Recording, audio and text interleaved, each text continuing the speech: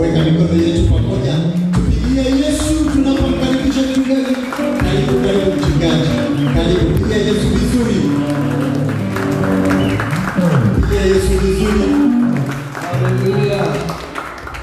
Haleluya. Naomba tuketi katika Mungu wa rehema. Mungu ajabu akubariki. Wewe umeamua kusongea madhabahuni mwa Mungu, si bure kuja madhabahuni mwake yeye aishi milele. Kuna baraka na ushindi na utukufu. Kwa majina naitwa Mchungaji Waweru, nimeokoka. Yesu ni Bwana, ngao langu ni nguvu yangu na wimbo wangu wa ushindi. Na Bwana ni mwema na mwaminifu. Kwa wangu wako pale, sisimame tu kuingia kanisa. Amen.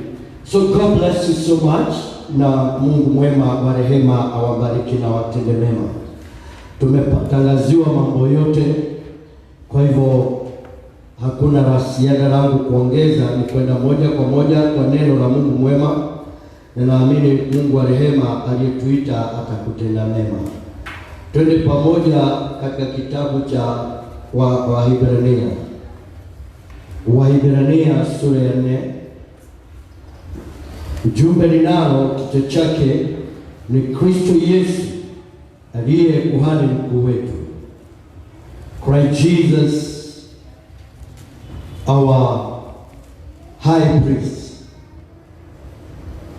Wahibrania sura ya 4 ndio somo letu, ama mahali tutapata somo letu, mlango wa 4, mstari wa 14.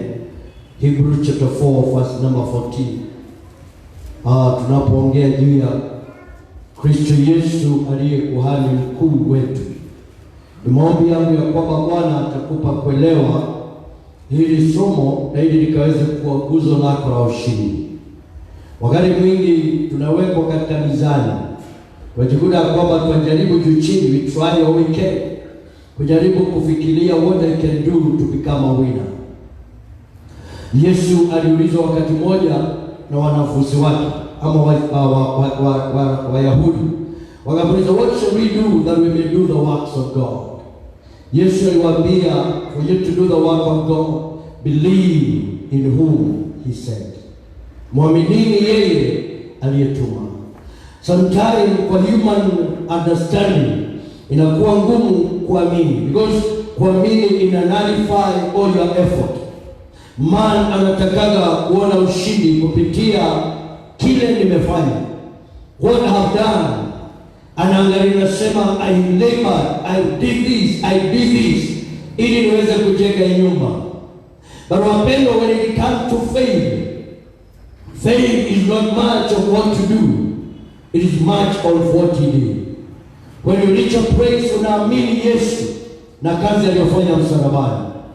That is why nakuta watu wengine kama Naaman, it was very hard kwake kuingia mto Yordani, alichofia mara 7, because anaamini ya kwamba I need to do something to get this and that.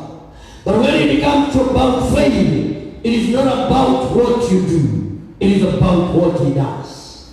Wapendwa, we thank God we are living those days whereby when ukiamini Yesu na uamini kazi aliyofanya msalabani, I tell you, are going to make it.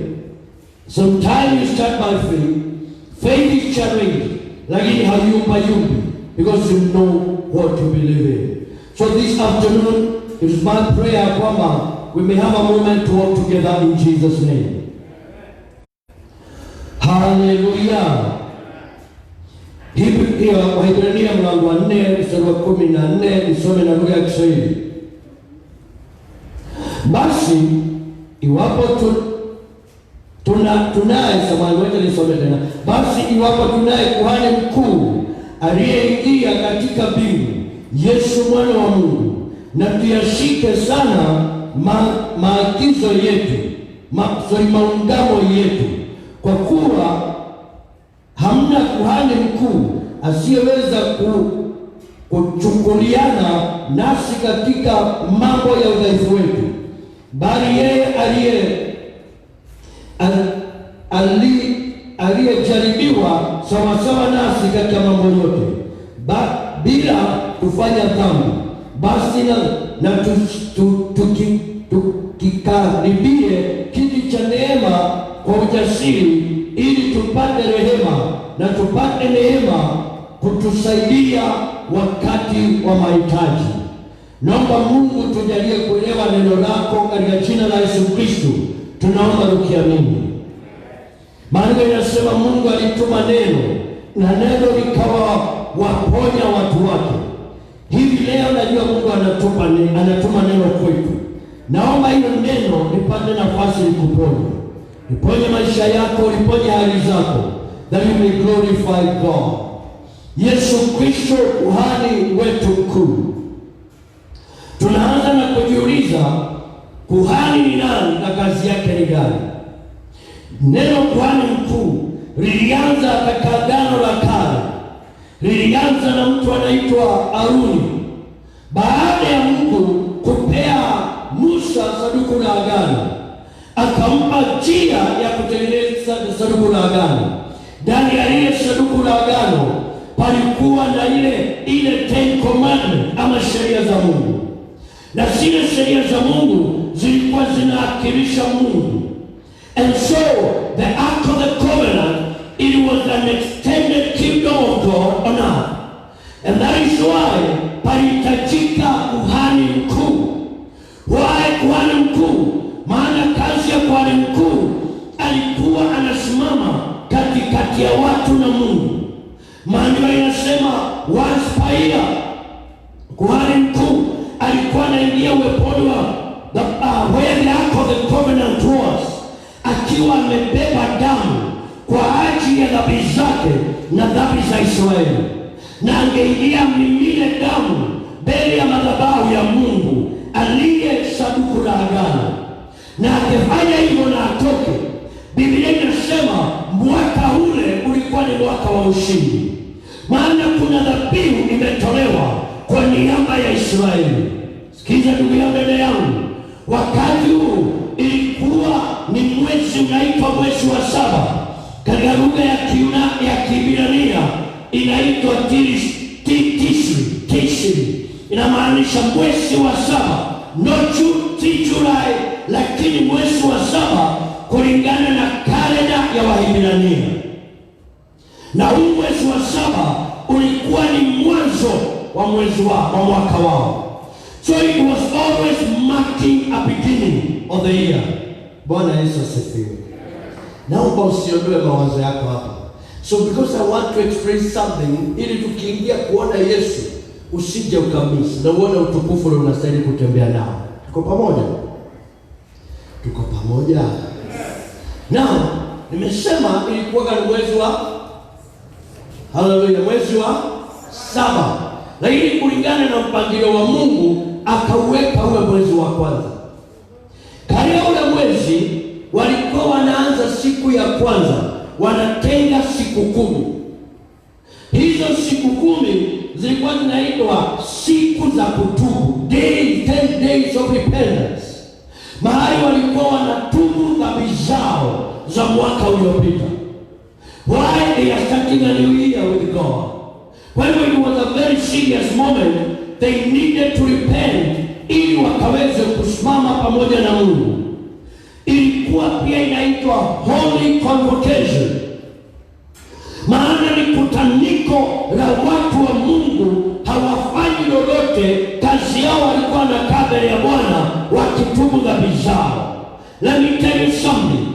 Hii sheria ilifanya kazi kwa maisha yao. It is disturbing ya kwamba sheria ilifanya kazi kuliko vile neema inafanya kazi kwa kanisa. Come on, are you there? Are you there? Wapendwa, this is my appeal. Kama sheria ilifanya kazi kiwango hiyo, I believe grace should do more kuliko sheria. Kama kupitia sheria walibarikiwa, watu wa neema wanastahili kubarikiwa mara mingi. Hallelujah. Sikiza wapendwa, but these guys, they were very serious. Walikuwa wanaamini na wanaamua ya kwamba kila Mungu amesema, hawako wanacheza nayo. So those days ilikuwa zinaitwa days of holy convocation. Na ndio walikuwa wanasomewa, walikuwa wanasongea kwa hekalu, wanasomewa sheria, Torati za Musa, wanasomewa vile inasema thou shall not. That was ndio walikuwa wanakumbushwa. Mtu anajiangalia, ukisikia kile umetenda, unalia mbele ya Mungu. Haleluya. Na usikiza, wakinasomewa sheria baada ya siku ya 10, kulikuwa mambo matatu walikuwa wanafanya. Number 1, wakitoa burnt offering, waliteketeza sadaka za kuteketeza. Ukikumbuka sasa kuongea sana maana hatuna wakati. Kulikuwa kuna namba kadhaa ya sadaka. Kulikuwa kuna sadaka ya dhambi, sadaka ya makosa, sadaka ya kuteketeza. Hizo sadaka zingine zilikuwa za kufunika dhambi zao. But sadaka ya kuteketeza ilikuwa ya kutafuta ushirika na Mungu. They could burn it to relate with God, to build a relationship. Listen friend, nisikize, your victory, come on, ushindi wako hautatokana na bidii yako, hautatokana na werevu wako, utatokana na ushirika mwema unao na Mungu wako. Wakati una ushirika mwema, I assure you, no matter what, you will never lose a battle. Maandiko ya Mungu inasema baada ya kutoa dhabihu ya kuteketeza, walikuwa wanapiga baragumu. Baragumu, it was what we call soba ama trumpet. Wakiblow kusema ya kwamba kilio chetu, maombi yetu, dhabihu yetu Mungu ameipokea. It was an act of faith. Wakisha piga baragumu, the last day ndio ilikuwa inaitwa Day of Atonement. Tuko pamoja, siku ya mapatanisho. Na hiyo ndio siku kwani mkuu angeingia pale patakatifu pa watakatifu akiwa amebeba damu ya wanyama, anaenda anamwaga. Nisikize, haleluya, nipungie mkono. Najua ibada hii naiogopa, maana rahisi sana kulala, maana tayari tumekula kaugali. Ni sawa, maana nasi tumekuja masaa zingine, sio? Na unisikize mpendo, huku alikuwa anajua kuingia uweponi wa Mungu si mchezo. Tafadhali ondoeni picha, you are troubling our people's mind. Hili kae kama hakuna kitu kingine. Na sikiza, kuhani mkuu alikuwa anajua kuingia patakatifu ama uweponi wa Mungu. Sikiza, hii ilikuwa ni sanduku la agano, na sanduku la agano lilikuwa limebeba agano la Mungu, lakini the presence of God was there. Angeingia akiwa mwenye dhambi, alikuwa anakufia pale. Haleluya, tuko pamoja? Kwa hivyo lazima agetubu dhambi zake. Alikuwa anajitenga na mke siku 3 kabla, hangekuza mke wake 3 days before. Hatimaye anabeba damu yake akitetemeka, maana kile Mungu anapenda sana mpendwa ni moyo wa kutetemeka, na moyo wa kunyenyekea, na moyo wa kutubu.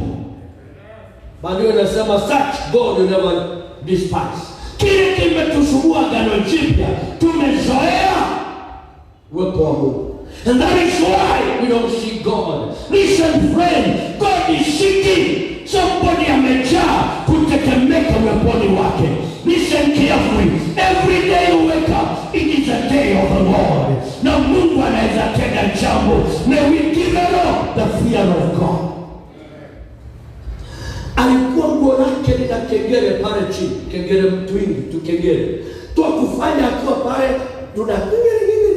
wale wako nje wanajua bado wako hai, lakini akiingia angefungwa kamba pande moja inabaki nje, the end. In case akiwa pale, maana hakuna mtu mwingine angeingia, mwili unavuka unatoka.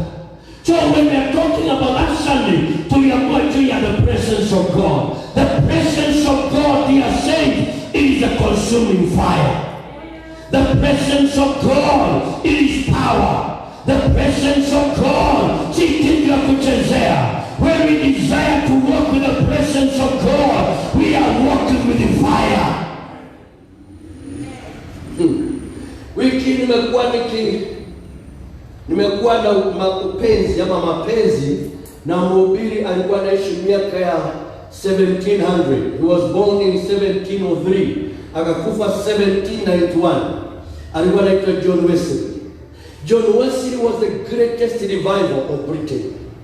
Now, one of the slogans ya John Wesley alikuwa anasema, every day I set myself on a brace. Kila siku najichoma, najiweka na waka moto. Watu wanakuja kuona nikichomeka. Wakija kuona nikichomeka, wanapokea Yesu. Friends, when you walk with the presence of God, you walk with the fire. And that is why you become a territory mapepo hawezi karibia. Hallelujah. You become a territory witchcraft hawezi karibia. You become a territory watu wanatoroka. And God is still working in our days. Come on. Are you there? Inaweza fanyika kwako, inaweza fanyika kwangu. Wiki nimeomba nikiambia Mungu, you can do it again in our generation. Nikakumbuka mhubiri anaitwa Dr. Kure. Dr. Kure ni wa Uganda. Dr. Kure alikuwa witch doctor, alikuwa mchawi. Na alikuwa anasema babu yake alimpatiza na roho ya uchawi akiwa na miaka 7. And he grew, akiwa watu wanatoka mbali, wanakuja wapewe uchawi na yeye. Lakini siku moja Morris Seruro akawa anaenda Uganda. And Dr. Kure was living in Kampala. Wakati walisikia Morris Seruro anakuja, shetani wana wao akawaambia wahame Kampala, waende 70 kilometers away, lest they die. Why? Fire is coming Kampala. Hawakungojea kutemewa, walitoroka kabla watemewe. Listen, wakati Mungu tumetembea na uwepo wa Mungu, kuna mapepo haitakungojea, itatoroka kabla utokelezee. That is why ndugu yangu, wokovu nasema si kuimba kwa kwaya, si kuhubiri. Wokovu tumetengwa, tukaweze kutembea na Mungu. Ya Yesu akasema wewe ni nuru ya dunia, wewe ni chumvi ya dunia. Maana maandiko inasema popote Yesu alitenda mema. Wapendwa, tunabeba Yesu mahali popote naenda, lazima patokee ishara ya ukuu wa huyu Yesu. Wacha nikupeleke kidogo. I know God is taking over and taking the way he wants. Sikiza mpendwa, wakati mmoja pale Jerusalem walikuwa na kapunda kamefungwa katikati ya njia. Watu wanakapita pale, wanakahurumia. Kana kanyanga mavi ya punda, kana kanyanga mchanga, kana kaka amesaurika. Lakini the process of time, Yesu akatumana, akasema nenda mahali fulani, utakuta mwanapunda amefungwa, mfungue muniletee. Unatakaye muuliza mwambie nina haja nayo mwanapunda. Twasema nini? Mwanapunda. Wakati kaliletwa kalikuwa ni punda ya kawaida. Wakati kalifika kwa Yesu ni punda ya kawaida. Yesu alipokakalia kakaacha kuwa punda ya kawaida. Wamama wanakimbia, wanaleta bedshita, wanatadikia punda, wanaleta mikeka, wanatadikia punda. Wapendwa, sijawaiona punda ikitandikiwa mikeka, lakini kwa sababu Yesu amekakalia, kalikanyaga juu ya mikeka, kwa sababu kanapenda kanabeba Yesu. Nasi kama tunabeba Yesu, lazima kuwe kuna ishara. Wewe si dada wa kawaida, wewe si ndugu wa kawaida. Kuna kitu uko nacho, wadada wengine hawana, wanaume wengine hawana. Hallelujah! Imagine punda tangia wakati Yesu alikalia, kalikanyaga juu ya mikeka. I don't know for how long kalitembea, lakini akakukanyaga matope. But wakati Yesu alitoka juu ya kapunda kakabake karudi kuwa punda. I want to cancel you katika jina la Yesu. Usikubali Yesu atoke juu yako, maana akitoka juu yako utabaki yule dada wa kawaida. Nimekataa kuwa wa kawaida. Wacha tukatae kuwa wa kawaida. Nasema tukatae kuwa wa kawaida. Haleluya! Ilo mkono sema nimekataa kuwa wa kawaida. Maana kuna kitu unabeba sio ya kawaida, na hiyo kitu ni Yesu. Amen. Kile kinanibariki ni hivi. Yesu hakukanyaga mikeka. Sio kama unajua hivi. Yesu hakukanyaga mikeka. Hakukanyaga vitu viliwekwa. Ni punda ilikanyaga.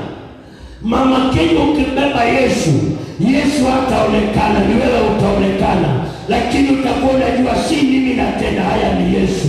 Ukienda mahali mapepo wanatoroka, ni kwa sababu kuna kitu unabeba. Watu wa kwenu watakuona ukiwa umeinuliwa, maana kuna Yesu unabeba. Thank God, wokovu si kitu ya kuogopa, si kitu ya kudharauliwa. Wokovu si kitu ya kuhurumiwa. Wokovu is the power of God. I am born again.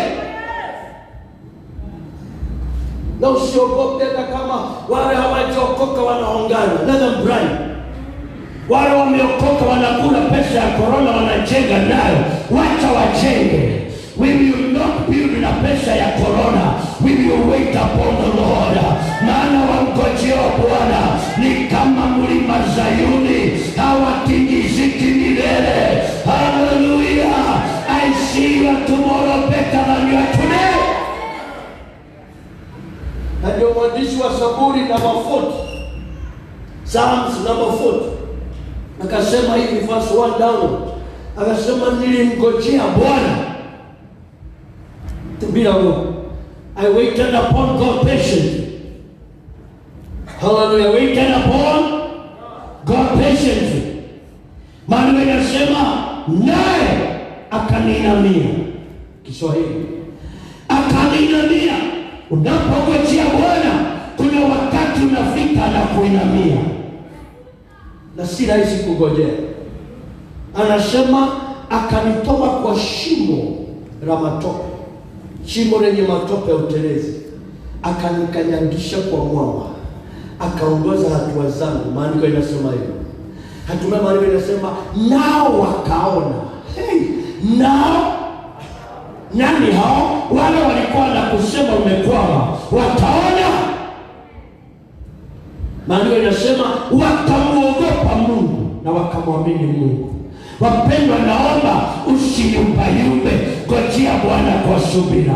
Wait upon the Lord. And I tell you, you're going to see God. Hallelujah. Are you there? Mahali tumesoma neno la Mungu linasema, basi iwapo tunalo kuhani mkuu namna hii, aliyeingia mbingu. Yeye hakuingia tabernakulo, aliingia mbinguni. Aliingia mbinguni aje? Si unipungie mkono nikwambie kabla uondoke. Sikiza. Yesu alipoenda Golgotha kwa msalaba, alienda kama mwana kondoo wa Mungu. Bwana asifiwe. Nasema alienda kama nani? Mwana kondoo wa Mungu.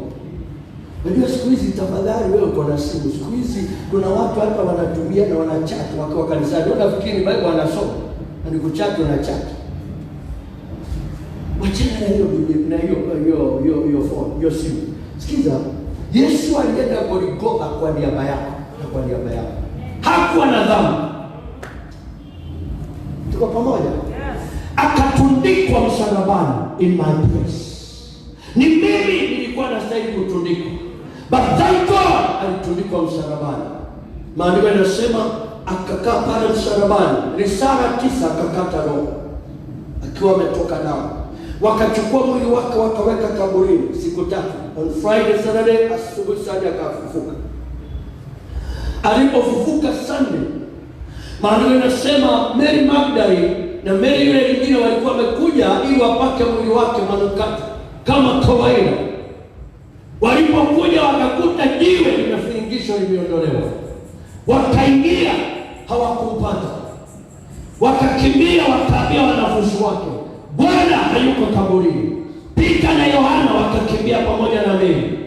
Walipofika pale, Petro wakaingia, wakaona kweli hayupo. Walipoona hayupo, wakarejea. Sikiza mpendwa, Mary akakaa kidogo. Naomba kuwe kuna watu wana roho ya Mary. Mary alikuwa anapenda Yesu kiasi ya kwamba hatoki pale mpaka ajue kile kimefanyika. Wapendwa, na kuomba katika jina la Yesu kuwa na neema ya kukaa. Wengine wakienda kaa. Kuna kitu Mungu anafanya, haionekani na macho ya watu wa kawaida. Kuna watu wana haraka ya kwenda. Wapendwa, ufalme wa Mungu sometimes hautaki haraka. Unataka mtu anagoja kidogo. Maandiko inasema hivi, walipoondoka, Mary akabaki anaangalia, akaona malaika hapo ndani. Petro aliona wako na malaika. Kaona malaika akamuuliza, wataka nini Maria? Kasema, nataka mtafuta Bwana wangu. Akaamua hayupo hapa, amefufuka. Mariamu akatoka kaburini, akasimama hapo nje ya shamba, hapo nje ya kaburi, anaangalia shamba. Akaona mwanaume. Alipoona mwanaume, akamuuliza, watafuta nini? Akamuuliza, umemweka wapi? Nimchukue. What a love! May you love God with such a love. Maandiko inasema Mary hakuwa anajua ni nani huyu. Yesu alipoona Mary haelewi ni nani huyu, Yesu akamwita Mariamu. Mary akafunguka macho. I love it. Yesu akikuongelesha lazima ufunguke macho. Kafunguka macho. Alipofunguka akaona ni Bwana wake, akamwita Raboni. Nataka kumkimbilia. Yesu akamwambia, usinishike, maana sijaenda kwa Baba, kwa sababu kulingana na sheria ya Musa, kuhani mkuu hakustahili kuingia pale ndani siku 3, lazima angejitenga na kuguzana na mwanamke. Kwa hivyo Yesu anasema, nimefufuka, sijaenda kwa Baba. Sikiza, akamwambia maneno haya Mary, I love this, in the book of John. Akamwambia, enda kwa ndugu zangu. Enda. Come on, enda. Hakumwambia kwa watumishi wangu, kwa ndugu zangu. Thank God, sisi ni ndugu za Yesu. Oh, hallelujah. Sisi ni ndugu za Yesu. Bwana Yesu asifiwe, ndugu za Yesu. Kamwambia, enda kwa ndugu zangu, uambie naenda kwa Mungu wangu na Mungu wao. Naenda kwa Mungu wangu na Mungu wao. Naenda kwa Baba yangu na Baba yao. Thank God, because God is my Father. I say God is my Father. Hallelujah. Sons of God. Praise the Lord. Hallelujah. Wana wa Mungu. Na msalimia wana wa Mungu.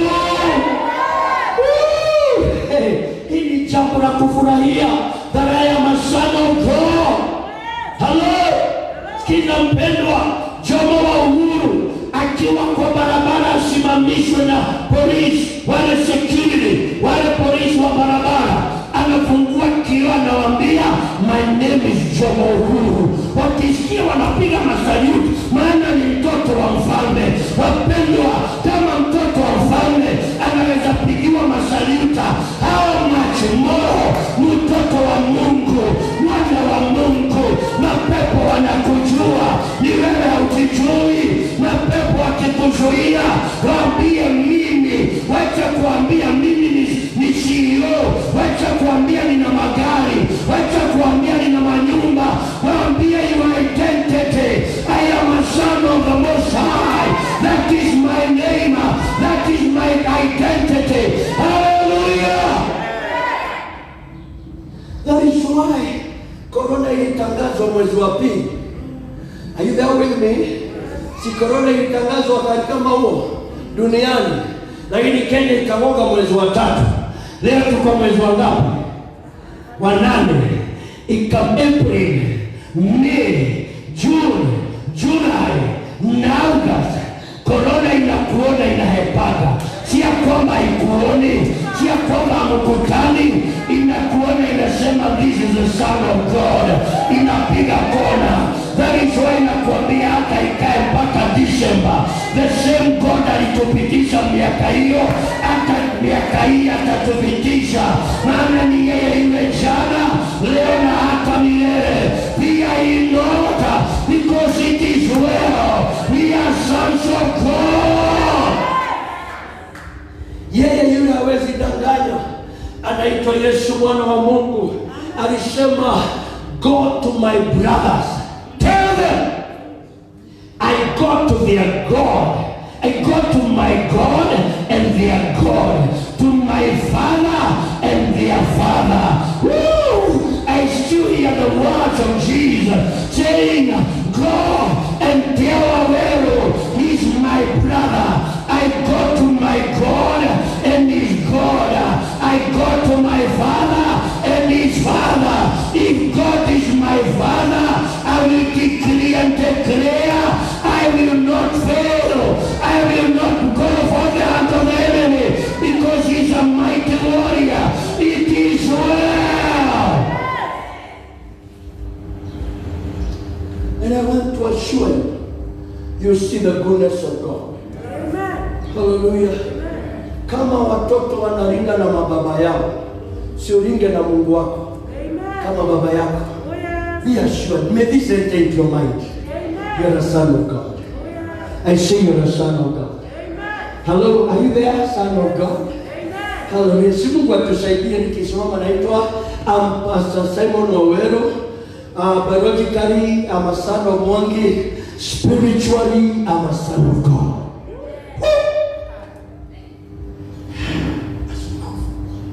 Sons of God. Mnajua mtoto anakawiwa shamba na babake. Si unajua kuna shamba Mungu amekukatia. Amen. Hallelujah. Amen. I'm blessed. Na huyu Yesu, Maandiko inasema akaingia katika mbingu na tatu. Okay, nilikuwa naelezea. Sorry, nimesikia utamu. Yesu alipomwambia Mary, usiniguze, sijaenda mbele ya Baba. Baadaye akatokea wao, wakiwa wamekaa wote darasani. 11. Tim Thomas alikuwa katikati yao. Maana Thomas aliposikia Yesu amefufuka, alisema hawezi amini asipomguza. Sasa Yesu amemaliza kule juu.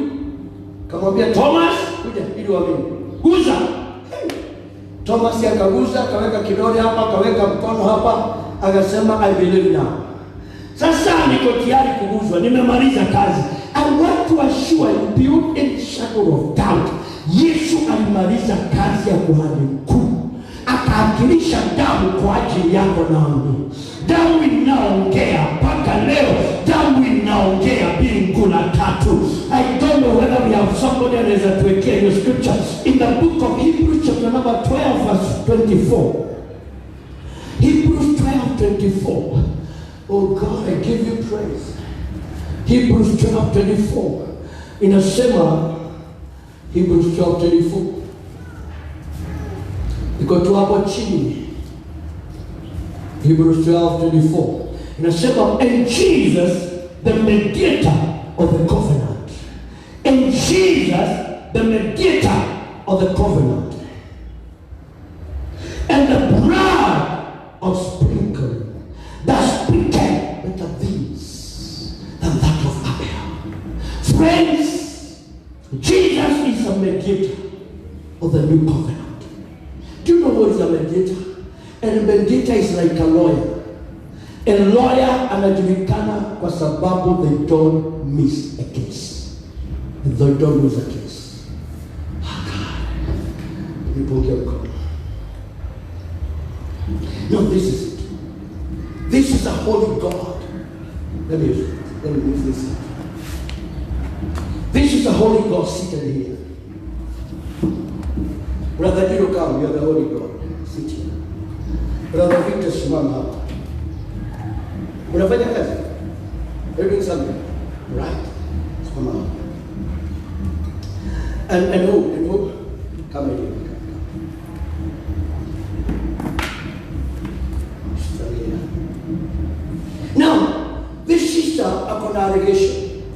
ako na issues amefanya, ako na mambo haiwezi ruhusu afikie kitu cha enzi cha Mungu.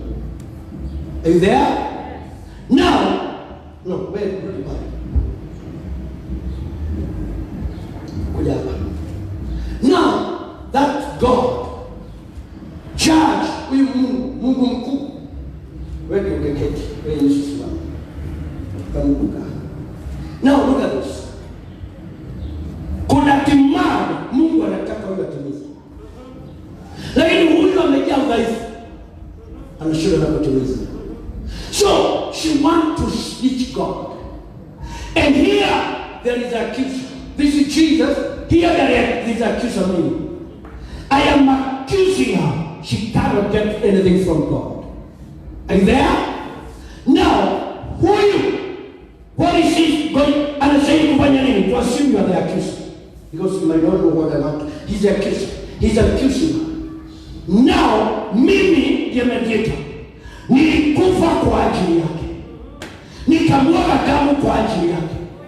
Na nikachukua damu yangu nikapeleka uweponi wa Mungu.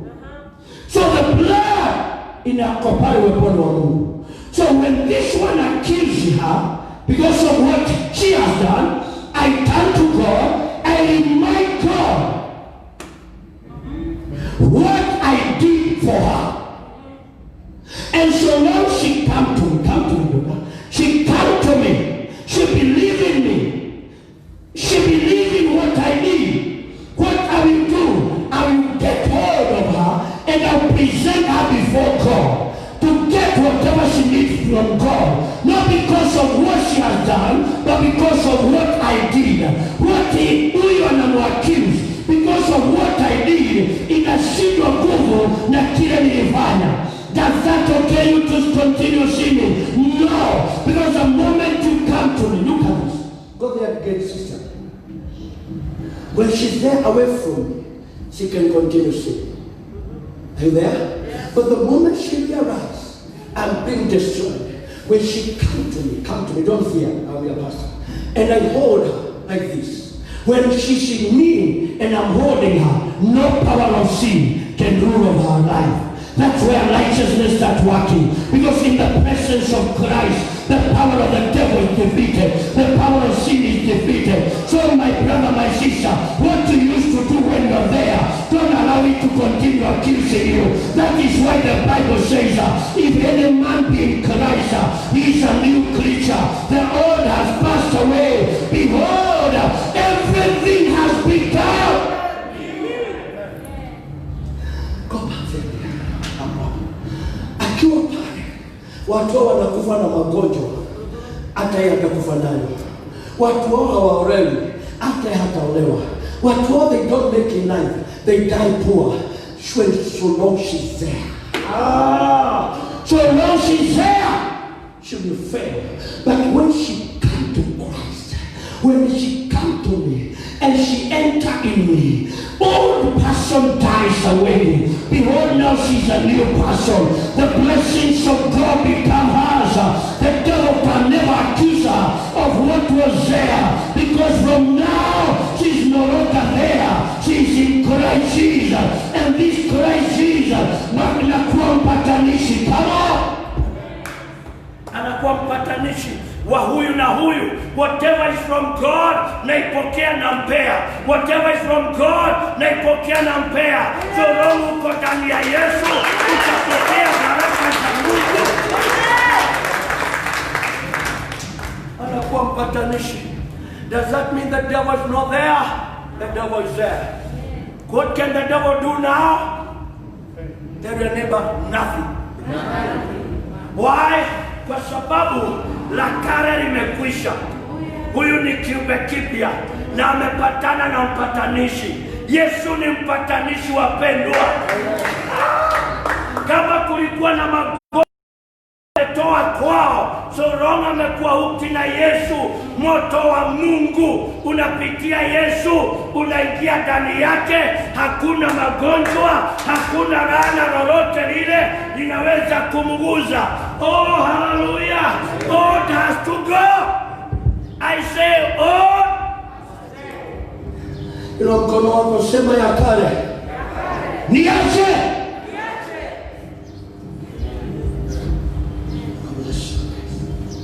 Haleluya. Wewe pepo linakufuata likikwambia lazima ulipe deni, hakuna deni la kulipa. Tunajua kwenu kila mwaka walikuwa wanachinja mbuzi, lazima ulichinja mbuzi. Hakuna mbuzi nitachinja. Kwa pamoja kula wanazika nyama ya mbuzi, hatutazika ni kukula. Wale waingo kwa sababu mtu amekufa unapewa kuku, uende ukitupa ili utupe mambo haya mabaya, usitupe nilete.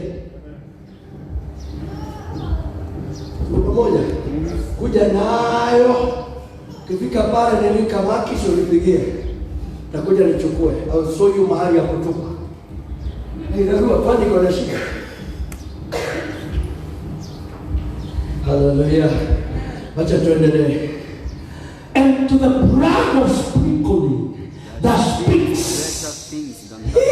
That speaks. Do you know the blood is speaking even now?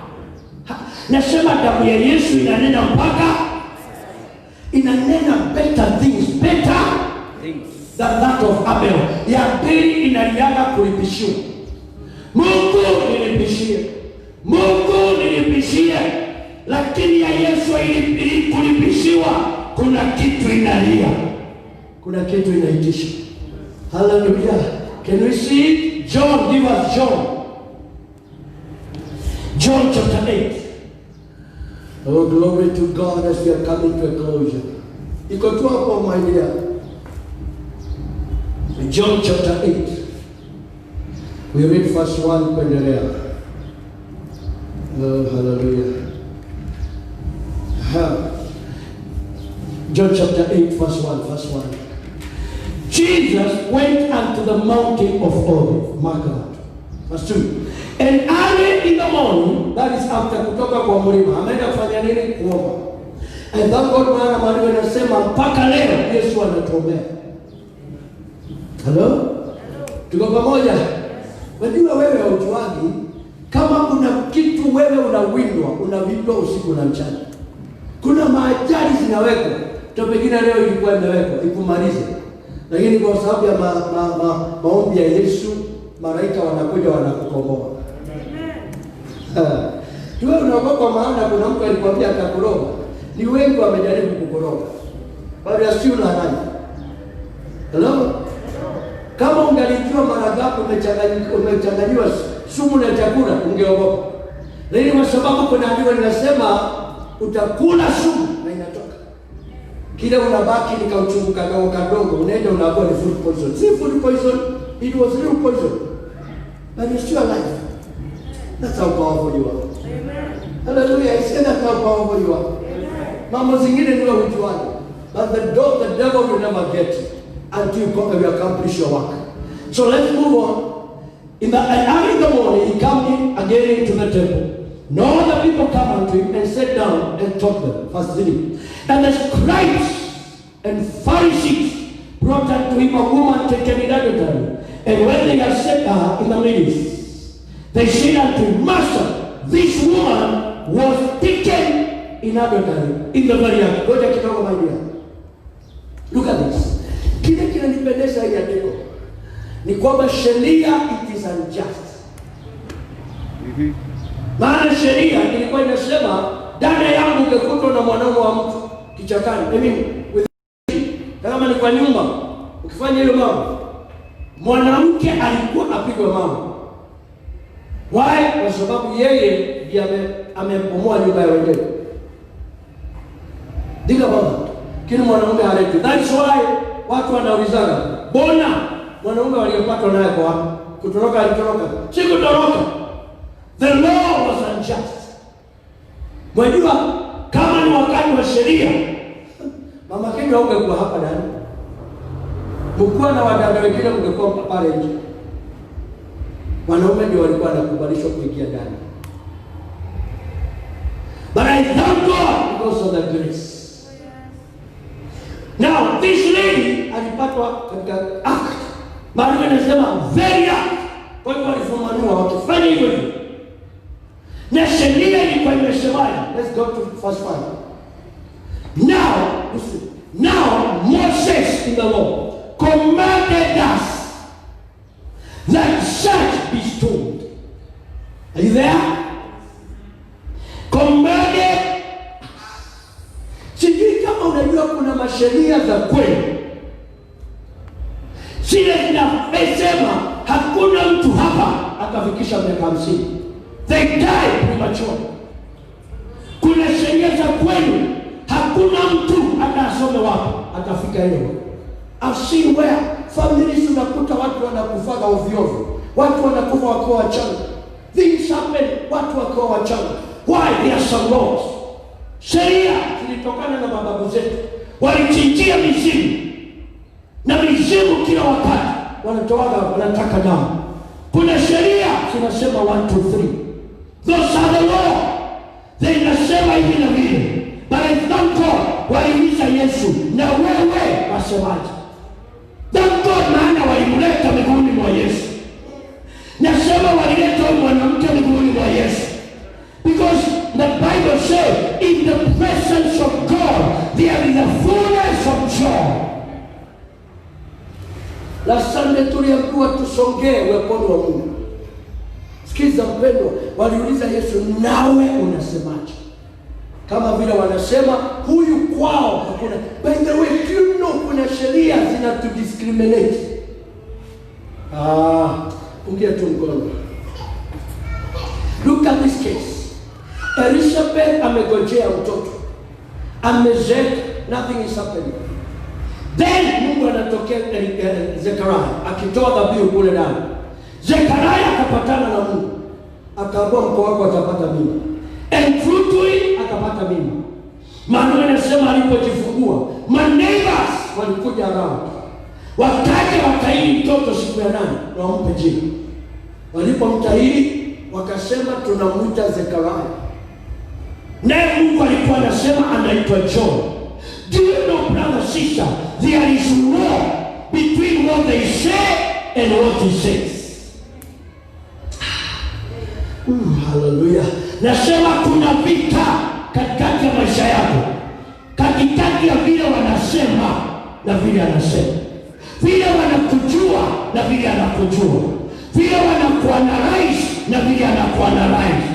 I pray, may whatever they analyze in you, may whatever they know about you, may whatever they say about you, be defeated by what he says about you.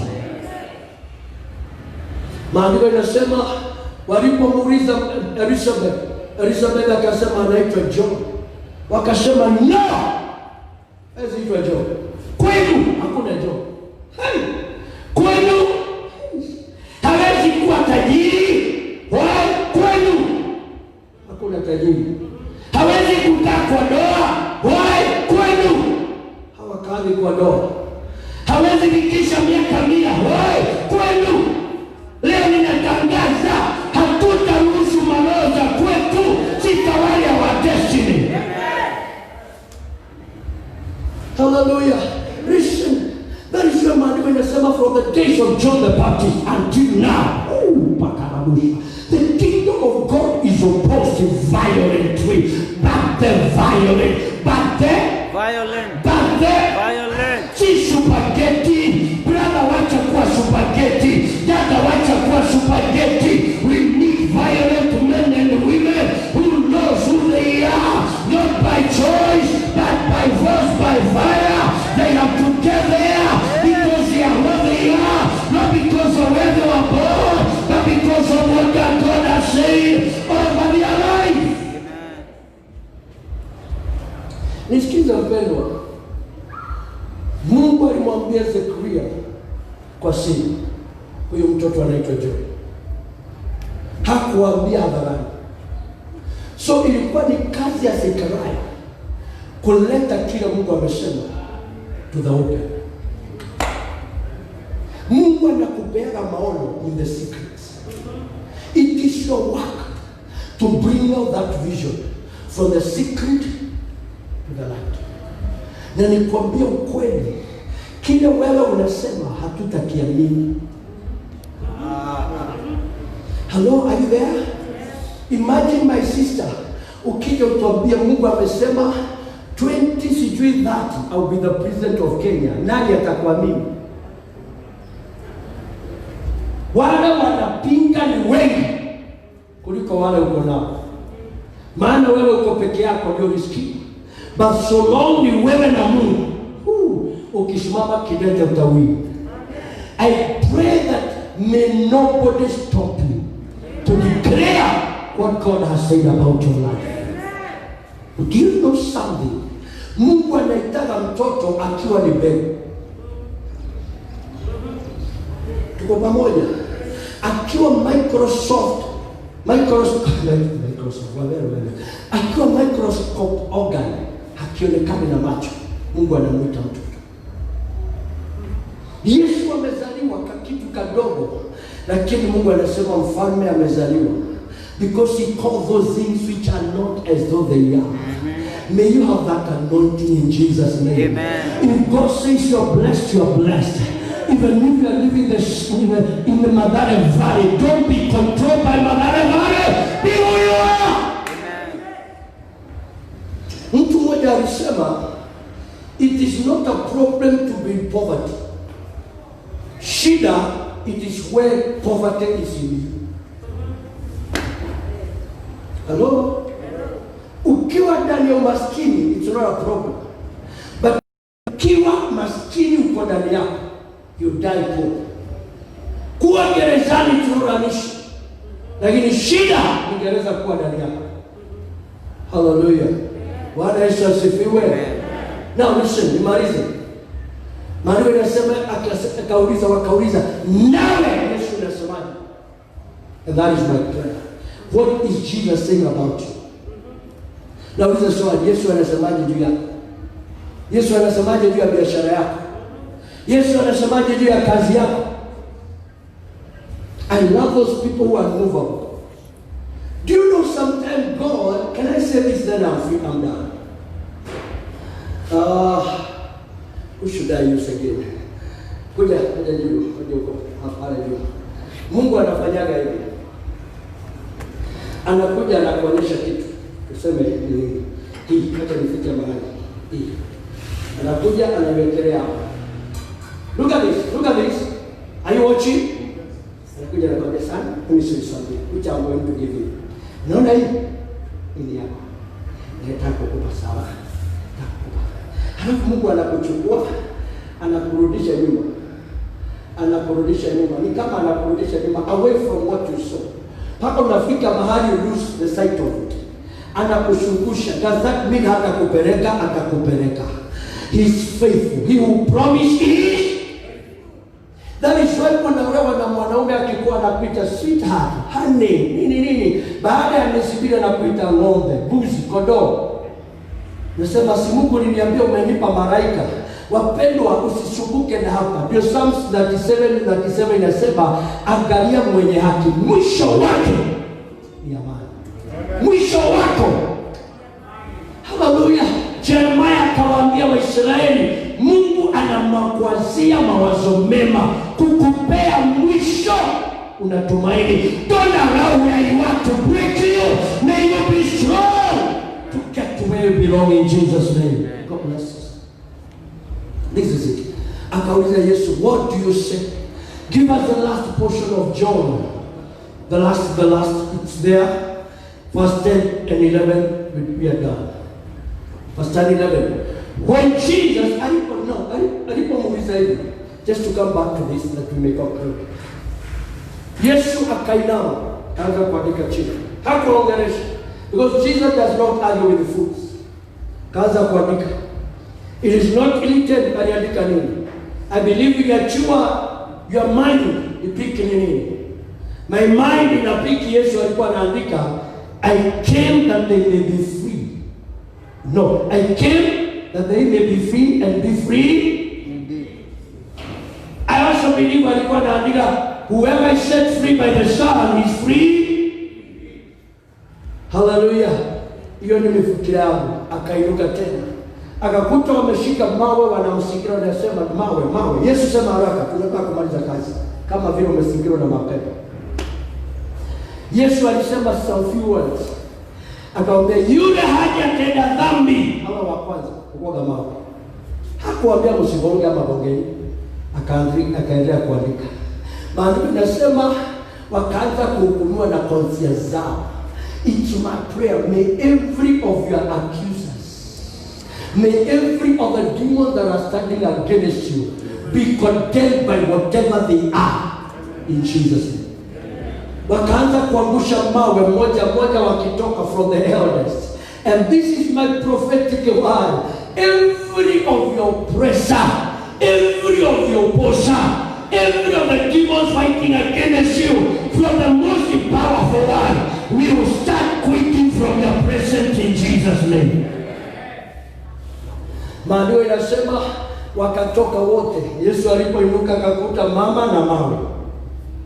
Maandiko yanasema and when Jesus has lifted himself and so none but the woman, he said unto her, woman, where are your accusers? Has no man condemned you? My prayer to you, sister and brother, may all your accusers be nowhere to be found in Jesus' name. May every of your condemnation, may they run away from you. Because Romans chapter 8 verse 1 inasema, now therefore, there is no condemnation to them that are in Christ Jesus, who walk, come on. Let me say it so slowly. There's no condemnation to them that are in Christ, who walk not according to the flesh, but according to the Spirit. Who walk. Mwili inakwambia wewe ni dada, lakini kiroho inakwambia you are a son of God. May you walk according to the Spirit. I say walk according to the Spirit. The body tells you are weak, say I'm strong. The body says you are poor, say I am rich. The body says you are supposed to live in sin, say I'm going to live in righteousness. Maana hapo chini, give us verse 2 as we conclude. Give us verse 2. Give us verse 2, dear. For the Spirit of the Lord, let me just put it. For the Spirit of life, for the law of the Spirit of life in Christ Jesus has set me free from the spirit of sin and from the law of sin and death. That's what the Bible says. It says, for the Spirit of, look at me, for the law of the Spirit of life in Christ Jesus has set me free from the law of sin.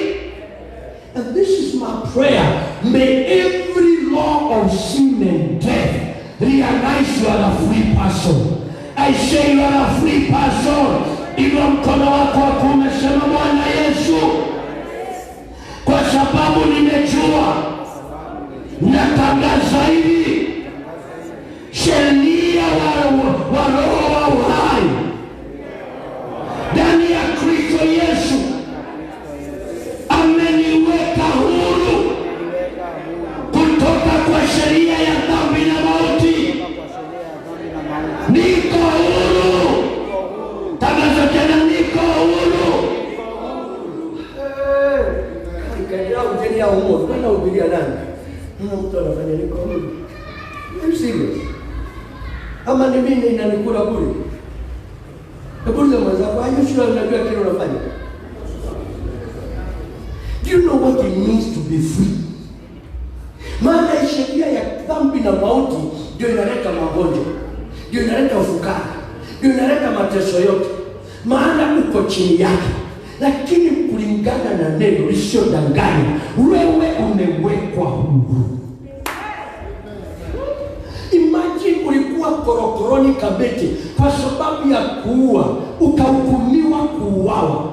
Lakini jaji fulani akaitisha kesi yako, akaienda through, akaangalia akasema hakuna ushahidi wa kutosha, huyu nimemweka huru. Ripoti inakufikia Kamete, umewekwa huru. Wapendwa, usiku huo utacheza, utasema narudi kwa mke wangu, narudi kwa mume wangu, narudi kwa watoto wangu. Nilikuwa niuawe, lakini sitauawa. Wapendwa, niko huru. Korona unioni, niko huru. Umaskini unioni, niko huru. Sitavukiwa nyumba, niko huru.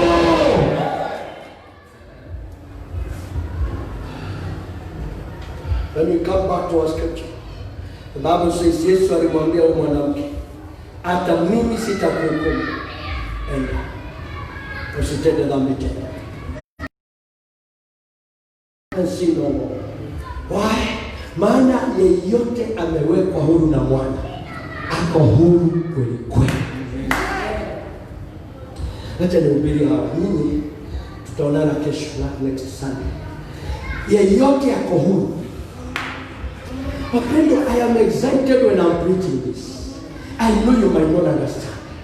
Kama kuna mtu alikuwa amewekwa huru ni huyu. Alikuwa amewekwa pingu ni huyu. Nilipomaliza form 4, nikaanza kukula miraa, maana sina kazi. Nikaanza kusoma mavitabu vingine ilikuwa inaitwa James Hadley Chase. Na zingine zilikuwa zinaitwa Nikikata. Na zingine zilikuwa zinaitwa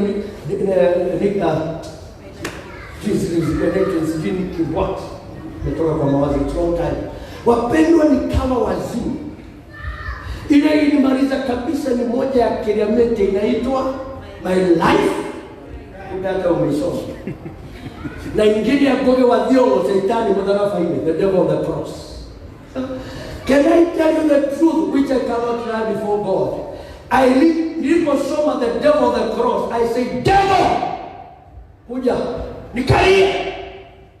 Kutumikia. That's what I say. Na Shetani akafungua ama ni Mungu sijui. Nikakuja Nairobi. Nilipokuja Nairobi nimesoma hizo mavitabu ya James Hadley Chase. One of it inaitwa The Word in My Hand. Ya waizi.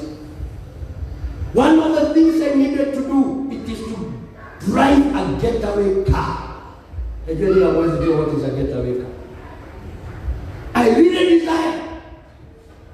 Na nilipokuja nikasema ni kile nitafanya, nita train driving, then train karate. Why? Because that is all what I needed. Survival for the weekend. Nikatomokea, nikaingia majengo, nikawa naishi majengo. Saa 6 usiku tunatoka na Maina na mwingine anaitwa Kagesho, tunavuka hiyo mto, tunasumbuka Jericho, wapi kokote, tukikutana hapo tunakupiga guitar. We started practicing that. God is gracious. Alianza kunikomboa when I was being connected. Nilikuwa ninapangwa kuconnectiwa na wale wezi wa bunduki. Promotiwa to another level. Juzi nilienda, kuna wana wasa wamefungua duka pale Mdhuro. Ile soko iko hapo. Ni Mdhuro. Ilikuwa inaitwa Moroto. Wakati tulikuwa tunaiombea nikakumbuka one time tulikula chakula. Tulikuwa na Maina, hatukuwa na pesa. Tukaingia na hapo hiyo jirani siku. Tukasema hatuwezi kufa wengine wakikula. Tukakula na hatuna pesa. Tulipomaliza ndio tuliuzana tunafanyaje? Shetani anakupaka. Alikuwa wazimu. Tukaambiana na Maina, let's do this. Tumia akili. Maana Maina alikuwa na biu kunaliko. Tukapanga. Maana those days alikuwa na ukora mwingi. Mimi nitangulie, niseme yule ndiye analipa Maina. Nikitoka kwa mlango, nikifika kama pale, naye Maina atoke aseme, amelipa. Abu hajalipa amesema ni wewe. We! Atoke kama ni nini anaita. That's what we did. And without God alitupa neema. Mungu atakujua hata wakati ukamuzi. So tukatoka tukakimbishwa tukaingia hiyo Moroto. Ilikuwa inaitwa Moroto those days. Tulipoingia Moroto tena tukaenda kufanya vituko. Tulipoingia Moroto wakaachana na sisi. So nilikuwa nakumbuka wakati nilikuwa na dedicate duka hiyo ya Godu. Nisikize, I'm not giving that because it's not a good testimony. Nikaisha haya maisha, bad life. Evil. Listen carefully. I am desperate at this internet. Seriously, anything. It's still siku moja wani nikiwa na a bad life without hope.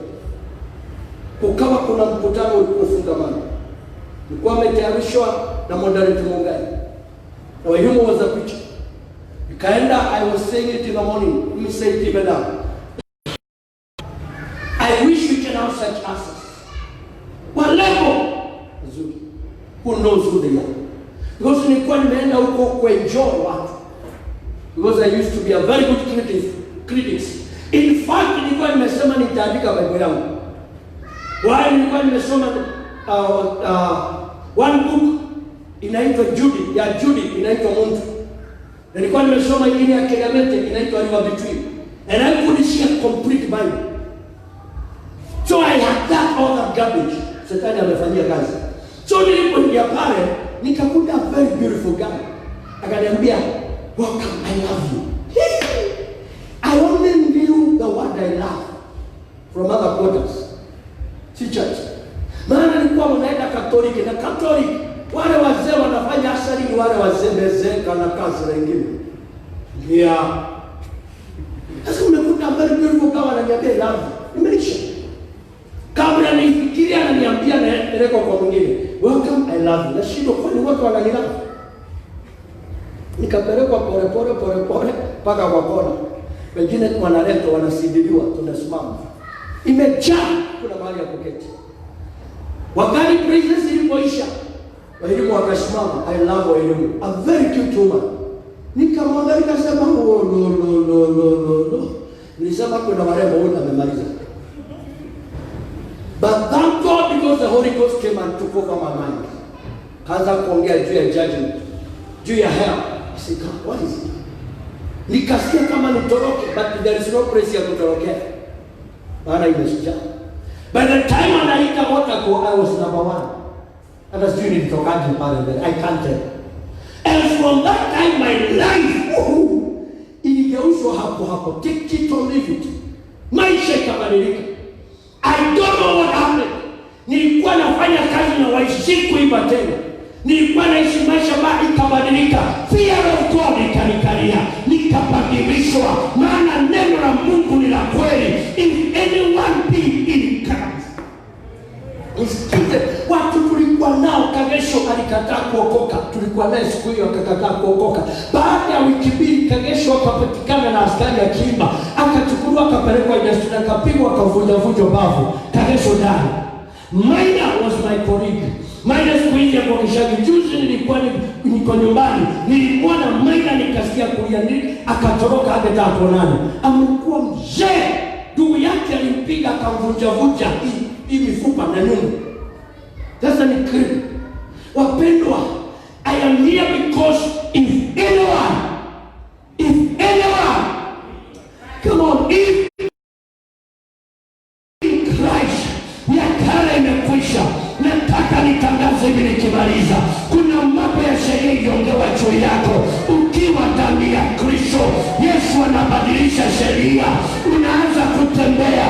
Si vile walisema, ni vile alisema. Mama akaambiwa go, nisikize. Nasikia sauti inasema enenda. Think about this. Huyu mama alikuwa na watoto. Walipojua mama yao ameshikwa, walikuwa wanangojea mwili wazike. Hakuwa na expect kumwona. Alikuwa na ndugu na dada, walikuwa wanangojea wazike dada yao. Alikuwa na wazazi, walikuwa wanangojea wazike mtoto wao.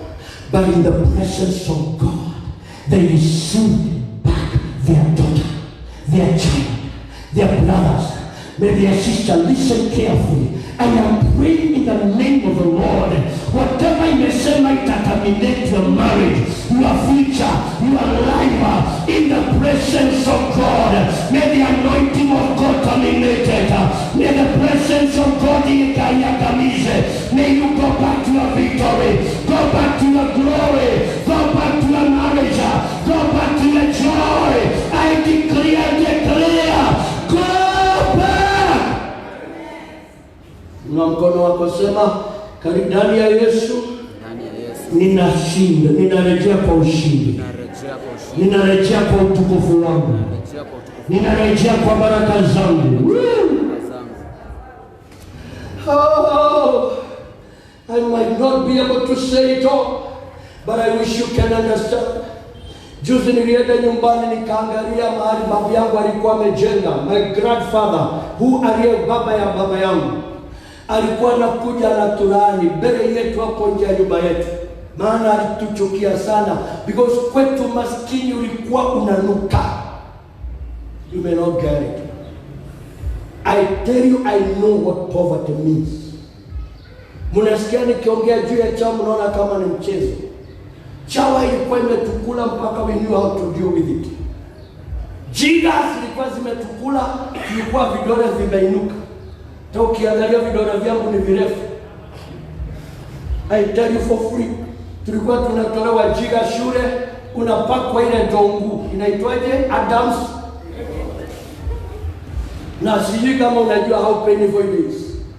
One day mwalimu asubuhi, maana nilikuwa na machawa, mayai ya chawa hapa. Chawa sijui kwa nini ilikuwa inataka mayai hapa. Mwalimu akaniita akaninyoa msalaba. Nilishinda na hone na msalaba. Fikiria hiyo aibu. I thank God I made it. Aibu ilikuwa inatufuata. Maana all that chawa inakukula mwili. Kunguni. Tulikuwa tuna zile, sijui kama kwenu zilikuwa mama Kenya zile vitanda vya mipira. Ninyi wengine hapo sijui. Kwa inatengenezwa na ile mipira ya taya. Sasa ujinga tulikuwa tunaenda kwa sababu ni mipira tunarukia pale. Kama mwisho unasikia kitanda pa. That is why every day I was waiting kuchapwa na mamangu. I was such a notorious. So imagine usiku unakuliwa na bed bug, mchana chawa na kuuma everywhere ukiwa kwa class. Wewe unasemaje? Huwezi shikanisha. Na shikanisha na ulikuwa unajikuna. Kichwa inakula na inatembea mpaka unasikia wale wakojua. Na kanapanda, kanakuja, kanaingia, kanatembea. Chawa. Kunguni imini jiga zinakukula. And yet we made it. Aibu because of the grace of God. Amen. So babu yangu alikuwa anakuja anakojoa hapo mbele yetu. Anakojoa hadharani, haogopi. Anaturani Mungu akike kama hiyo makojoa. That is a very bad curse. Wala mnajua. Kwa alio na mzazi. Atukawa tunamwagika. But I thank God, it's okay, don't mind. But I thank God kwa sababu ya neema ya Mungu. Listen, are you there? Kwa sababu ya neema ya Mungu. Kwetu, my family is the richest. Take it or leave it. Kwetu. Sisemi ndio, tuko matajiri sana, lakini ningetoka ningeangalia my cousins. Hakuna watu wamefika kwetu. Ama revo yetu. Tukunasimama magari hapa. Hiyo mtuyo domo. Yaani magari tunasimamisha. Watu hata baiskeli hatukuwa. Mimi sijui hata leo kuendesha baiskeli. Paka leo, brother, sijui. Nenda Karuna naona watu wakiendesha na vikiri niseme nifundishwe, lakini kimzee kama mimi na madevu yangu. Itasema mtu anifundishe. Naona haya anasema acha niachane naye. Kwa sababu gani? Hakukuwa ya kufanya kujaribu kuendesha. Maana maskini ulikuwa mwingi, but now kuna magari nasimama hapa. Maana kuna Yesu alituambia enda. Ulikuwa uve lakini ulikuwa uisha lakini leo tunatangaza tunaenda. Nasema tunatangaza tunaenda. Haleluya. Nilikuwa nimesimama hapa, tunatangazia mapepo hizo za kweli hazitakuua. Hiyo roho hazitakuua. Whatever wamefanya haitakuua. Nasema hautakaitakuua. Mawe hiyo itabaki hapo hapo. I see this woman nyumbani akiangalia mama ananiambia mlikuwa mniwe, bye bye, hamnioni nimeenda. Nawe naona ukiacha hiyo magonjwa, ukiacha hiyo aibu hapa. Leo kuna watu wataacha aibu hapa, wataacha magonjwa hapa, wataacha kuchekelewa hapa. Leo nasikia nikuamurishe, enda. Wale mnataka kuolewa, enda uolewe na mume mzuri. Wale wanataka kuweka biashara, enda uweke biashara. Wale wanataka kazi, enda upate kazi.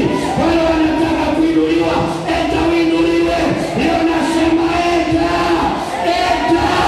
Ninavuta mawe kazi, mawe navuta kazi, magonjwa navuta kazi, uvukara navuta kazi, aibu navuta kazi. Hawa wataenda to the highest, wataenda to the highest. I declare, unaenda to the highest, enter to the highest, enter to the highest level in the name of Jesus Christ. Simama na miguu yako. Oh, glory to God. Wewe fikiria huyu mama alipokuwa pale kwa mchanga, wanaume hawa wanasema leo tunakupiga mawe, na pengine wengine walikuwa na hasira, maana walijaribu kumuuliza akakataa. Aisi wakimwambia utajua, sio nikataa. Leo I'm going to stone you, because most other people stone people are not holy as they think. Walikuwa wanataka kumumaliza, walikuwa wanaona akizikwa, but I thank God walipatana naye kwa mtaa. Wanashindwa, how did you escape? How did you escape our stones? I declare, utapatana nao kwa street, utapatana nao majuu. Wanakuuliza what happened? Unawaambia nilikaa miguuni mwa Yesu, nilikaa uweponi mwa Yesu, maana katika uwepo wake kuna uhuru, katika uwepo wake kuna utimilifu wa furaha. Naomba pokea utimilifu, pokea utimilifu katika jina la Yesu. Nasikia niomba na mtu anasema, mchungaji, this is my message. I have so many things that are pursuing me. They desire to destroy me. They desire to destroy my family. They desire to destroy my business, my economy, my whatever. I don't know what it is. But wherever you are, you say, yes, Pastor, there are so many shame that is following me. But you're saying, I know I'm in the presence of God, the presence of Christ Jesus, the high priest. Since Jesus amenilipia deni, I have to enjoy the beauty of God. You are there, you have such a prayer. Inua mkono wako wa kuume mbele yake nikaweze kuomba na wewe. Oh, hallelujah. Father, thank you. Asante kwa mkono umeinuliwa. It is of a sister who is sincere. It is of a brother who is sincere. Anasema, surely nilikuwa nimefika mahali sina kesho, mahali ya kuona mwisho wangu, lakini leo naona tumaini langu. My King and my God, ninaunganisha imani yangu na yao, imani ya kwamba una kesho yao. As I decree and declare, every judgment of the devil, every accusation of the devil, every declaration of the devil, haitafanya kazi kwao, haitafanya kazi kwa maisha yao, kwa biashara zao, kwa familia zao. Today I decree and declare a new beginning, a new beginning. Kama vile huyu mama alipata mwanzo mpya, leo nawatangazia mwanzo mpya, kesho mpya, kesho mpya katika jina la Yesu. Mateso wewe, ninakuvuta kazi, mawe ya mateso na kuvuta kazi, mawe ya magonjwa na kuvuta kazi, mawe ya umaskini na kuvuta kazi, mawe ya dhambi na kuvuta kazi. Leo nasema, you will not kill this sister, you will not kill this brother. They are free, and I declare and declare from this altar of Jesus, eteni mukafanikiwe. Wapendwa wadada wa ndugu, eteni mukafanikiwe, eteni mukafanikiwe.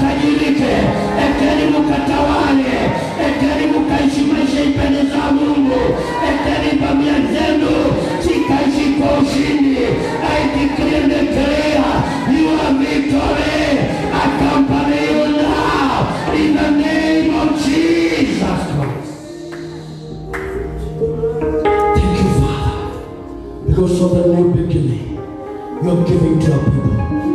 In Jesus' name, naomba nikiamini. Uko hapo na hujaokoka. Unasema, Pastor, I want to give my life to Christ. Let me see. You're there, hujaokoka. Ungetaka kumpa Yesu maisha yako. You're there. You're living in sin. I give you the last chance. You're there. You're living in sin. Christ wants to set you free. Right. You're there. You're sick in your body. Lift up your hand. You're there. You're sick in your body. Wekera mkono wako mahali panauma. Hiyo ingine wekera kushoto mahali panauma, na hiyo ingine uiwe kwa Mungu, ishara ya kujisalimisha. Baba mwema, tazama wapendwa wameathiriwa na magonjwa inawagandamiza. My Father, umetuongelesha saa hii.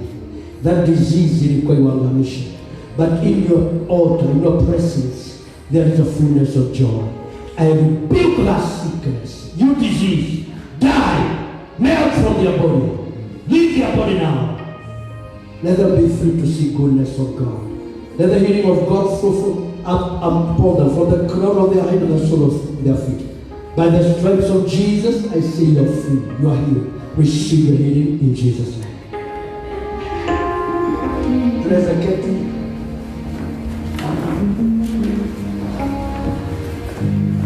Before we give our offering, we don't have to know again. See again, you have the first time to be with us.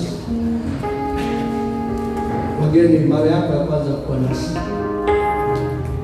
Si watu salimia. Kabla ya kusalimia na wageni, please harakisha tupe microphone. And if you can come with another cover, sababu ni wawili, ama another microphone, better off. Kujeni watu mzima, just come from.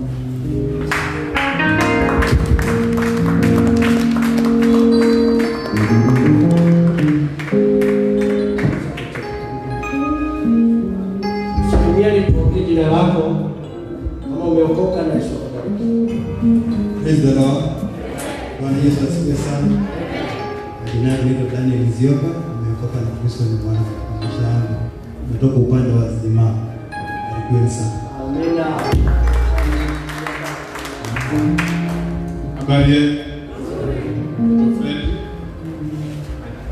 Na vita.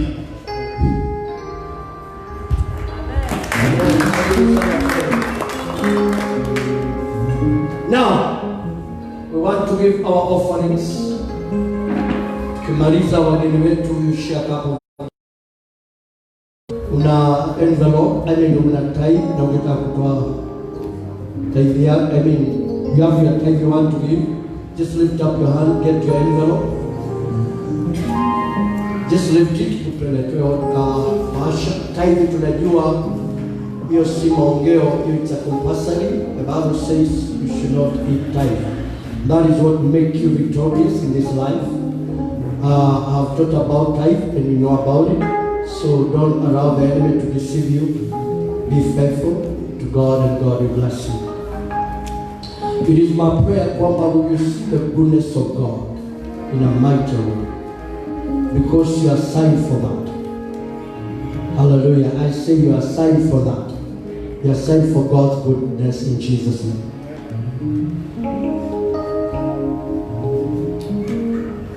Give us the account number, or wale maybe wako nazo na simu. The Sister Royce, you're supposed to be pale nyuma, unajua hivyo. Sasa mliacha tutana suburu na hiyo kitu na haja ziada nayo.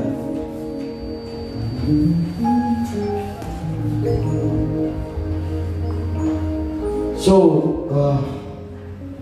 if you want to do it electronically, that is the account number. Unataka kutuma na M-Pesa. The paybill, ukienda kwa account number hiyo imeandikwa paybill, inakuwa business number. Kama ni Equity, it is 247247. Kama ni Kingdom Sacco, it is 521,000. Then una follow the account number is down, unafuata. then everything, those things are friendly, just common, na kuelekesha vizuri. You want to do it through M-Pesa, you can do that. But after you have done that, it's important you pass over that message to the number down there, that is 722-389-511, so that kaweze kuingia kwa rekodi. It shall be well. Let's pray for our dunia kuona Mungu. Baba, nakushukuru kwa sababu wewe unatubariki na baraka zako. Asante because of the beautiful word that you have spoken to our lives. Be glorified, King. Vile tunaomba Mungu wa rehema, pokea whatever you have given unto us to honor you with. Father, we honor you with it, O God, because it is you have given us, O God. May our honor be glory, ikubarike mbele yako na iwe manukato mema. Tukutukuza, tukuhimidi katika jina la Yesu Kristo tunaomba tukiamini. So we just come and put it in this bag. And afterward, let's ondoka to a good time. Let's do it. You just come. Hakuna season. Just come. You put in your offering, put your time there. Na Mungu wa rehema akubariki. Yesu God.